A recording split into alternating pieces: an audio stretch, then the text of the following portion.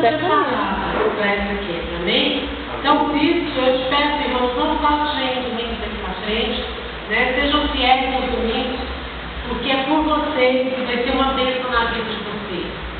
E, como meu esposo pregou domingo passado, nós estamos pregando sobre a palavra de João Batista. João Batista, primo de Jesus, que veio para preparar o caminho para Cristo. Então, João Batista saiu à frente e falava com o povo e falava do arrependimento e do batismo e levava esse povo a se preparar para que Jesus Cristo começasse o seu ministério logo em seguida. E João Batista batizou Jesus Cristo e logo depois Jesus começa o seu ministério, né? Os 3 anos aqui. Então, o que acontece? Vamos ler, vamos dar uma retrospectiva lá em Lucas 3, não foi, irmão? Lucas 3.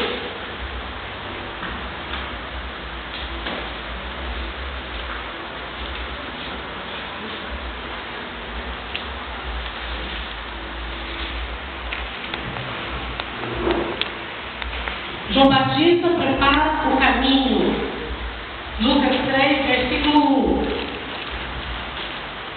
No 15º ano do reinado de Tibério César, quando Pôncio Pilatos era governador da Judéia, Herodes, tetrarca da Galileia, seu irmão Filipe, tetrarca da Itureia e Traconites, e Lisânias, tetrarca de Abilene, Anás e Caifás desciam o sumo sacerdote.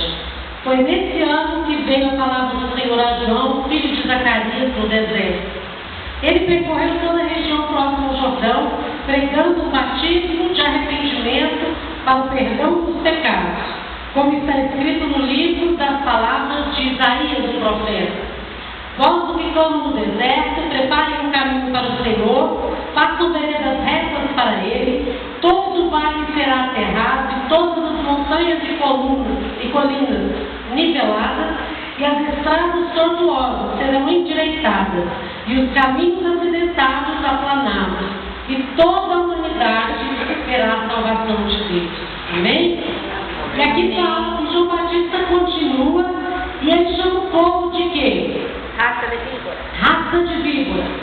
Quem lhe deu a ideia de fugir da ira que se aproxima? Deem frutos que mostrem o arrependimento, e não comece a dizer de si mesmo: Abraão é nosso pai, pois eu lhes digo que dessas pedras Deus pode fazer surgir filhos de Abraão.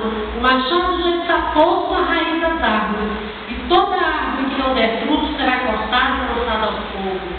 Amém? Aqui João Batista, ele é muito direto. João Batista, ele não poupava as palavras. A verdade dele não tinha entre linhas meio termo. Então aqui ele falava: olha, raça de víbora, arrepende dos seus pecados, porque senão o machado já está posto e será arrancada a raiz toda a árvore que não der fruto. E será jogada aonde? Aonde que essas árvores serão jogadas? No fogo. A palavra de Deus mudou da época de João Batista para cá? A palavra de Deus muda? Isso continua valendo para hoje? Quem é as árvores? Somos nós. Se nós não dermos o fruto bom de arrependimento, o que vai acontecer conosco? Lançados no fogo. Alguém que quer ser lançado no fogo? Você está pensando aí? Quem? Você? Nós, ninguém quer ser lançado no fogo, né? Por isso nós arrependemos os nossos pecados e aceitamos Jesus. Então, olha só. Aí, hoje eu quero esclarecer para vocês os frutos. O pastor pregou muito bem sobre o pecado, o arrependimento. Ele frisou muito no domingo passado o arrepender dos seus pecados. Pois agora eu vou mostrar para vocês hoje o que é arrepender desses pecados. O que é fazer arrepender e ter esses bons frutos para que eu não seja cortado e lançado no fogo. Eu creio que isso vai acontecer. Você crê? Então a gente tem que levar isso muito a sério. Às vezes nós levamos a palavra de Deus de uma forma muito leve, muito tranquila. E nós vamos entender hoje o quanto é importante nós levarmos a sério o Deus Justiça, e não só o Deus Amor. Nós vamos ver nesses frutos o quanto é importante nós nos lembrarmos que Deus é um Deus de justiça. Deus é um Deus correto. Deus é Deus santo. Amém? Então nós não podemos baratear o Evangelho de Cristo. Nós não podemos perder o Evangelho onde tudo se pode, tudo se convém. O que importa é a sua alegria. O que importa é você estar feliz na casa de Deus. O que importa é as bênçãos chegar até você. Isso é o Evangelho falado. Isso é o Evangelho pregado pela metade. Porque nós já aprendemos aqui nessa igreja mesmo que as bênçãos, os milagres na sua vida, as bênçãos se cumprir na sua vida é uma consequência de uma vida obediente e de uma vida diante de Deus, alicerçada na palavra do Senhor. Então, o povo de Deus verdadeiramente não precisa preocupar com bênçãos e com os milagres. Eles precisam contar os milagres para fortalecer os outros a continuarem santos e eles creem que o milagre vai chegar para eles também, porque ele também é filho e ele também é, por direito, dono dessas promessas também. Herdeiro das promessas. É simplesmente isso. Eu às vezes questiono muito quando nós fazemos campanha, eu fico meio assim, fazemos campanha para conseguir bênção. Segundo o olhar de João Batista, pelo que eu vi aqui, que eu tenho estudado e visto a vida de João Batista, como que Deus coloca as coisas aqui para que ele começasse o ministério, preparasse o caminho. Segundo João Batista, às vezes não importava. O que importava era ter um arrependimento genuíno e mudar de vida. O que é que a igreja hoje mais prega? Bênção, não é? O que é que as igrejas mais pregam hoje? Bênção. Campanhas de milagres, né? E o que é que nós temos então que nos atentar e observar que nós primeiro precisamos arrepender? Porque o nosso chamado é o seguinte: seja santo porque eu sou santo. E será que hoje você é santo o suficiente para olhar para o santo e não morrer de tristeza, não morrer de vergonha? Como é que está a sua santidade diante de Deus? Se você encontrasse com Deus hoje, face a face, como você ficaria? Lá no livro de Jó é um livro todinho, né, de coisas ruins acontecendo com Jó, tragédia e tal. Mas tem um momento ali no livro de Jó que acontece o que com ele? Ele encontra com Deus. Ele vê a face de Deus. E antes ele se achava o quê? Quando começa o livro de Jó, o que é que ele fala? Que ele é um homem justo, correto, íntegro. Não é? E Jó se orgulhava disso. Ele batia no peito e ele falava: eu sou um homem justo, correto, temente a Deus. Eu não deixo o pobre em necessidade. Eu não olhei para a mulher que não fosse a minha. Eu cuido dos meus filhos. Eu leio a palavra para eles. Eu trago meus filhos diante da lei de Deus. Eu sou um homem temente a Deus. Eu sou um homem justo. Mas o que ele não sabia que essa justiça e essa bondade era dele mesmo. Mas que Deus queria mostrar para ele uma bondade muito maior. Uma vida santa. Não apenas ser bom e justo, mas ser santo.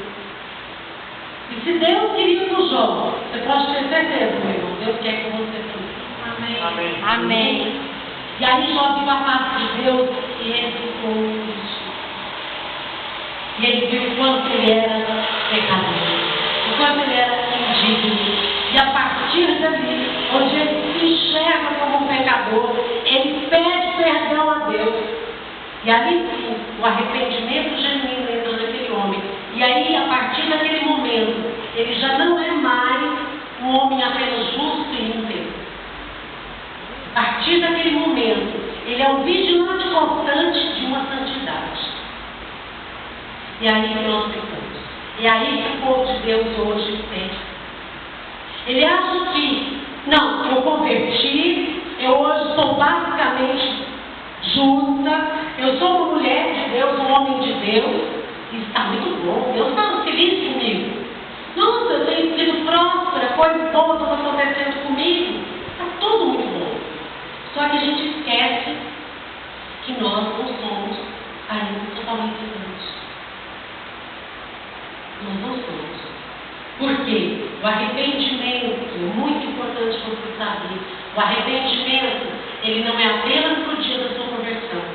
O arrependimento, ele é constante, ele é diário. Todos os dias você tem que se arrepender. Todos os dias você tem que se arrepender.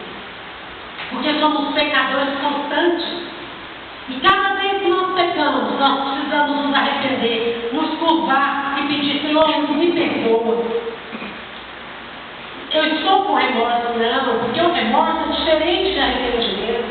Remorso você fica triste um dia, mas no outro dia você comete a mesma coisa.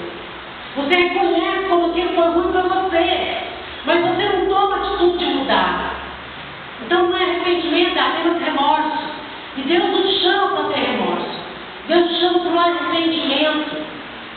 Cada pecado, o mais pequenino que você acha que ele seja, ele tem que ser banido da sua vida. É assim que Deus é querido. Porque ele tem que ser santo, porque ele é santo. Menos que isso, Deus não quer.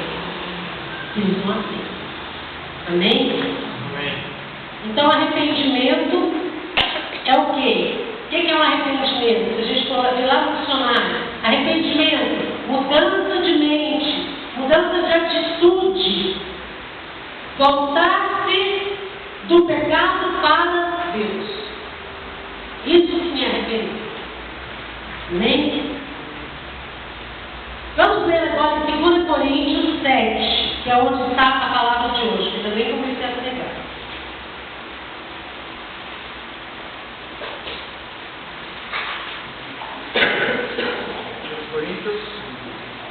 Segunda Coríntios 7. Vamos ver o que Paulo fala um pouco sobre isso, que Paulo vai falar muito sobre arrependimento também. 7, 8, não. 2 Coríntios 7, vamos começar do versículo 8. Aqui Paulo escreve uma carta a uma igreja, né? Aí ele diz o seguinte: mesmo que a minha carta lhe tenha causado tristeza, não me arrependo. É verdade que no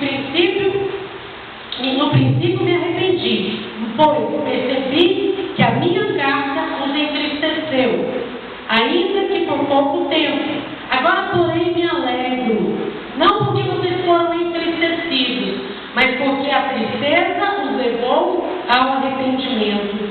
Pois vocês se entristeceram como Deus desejava, e de forma alguma foram prejudicados por sua causa. Versículo 10. A tristeza segundo Deus não produz remorso, mas sim um arrependimento que leva à salvação. E a tristeza segundo o mundo produz morte. Vejam o que essa tristeza segundo Deus produziu em vocês. Que dedicação, que desculpas, que indignação, que temor, que saudade.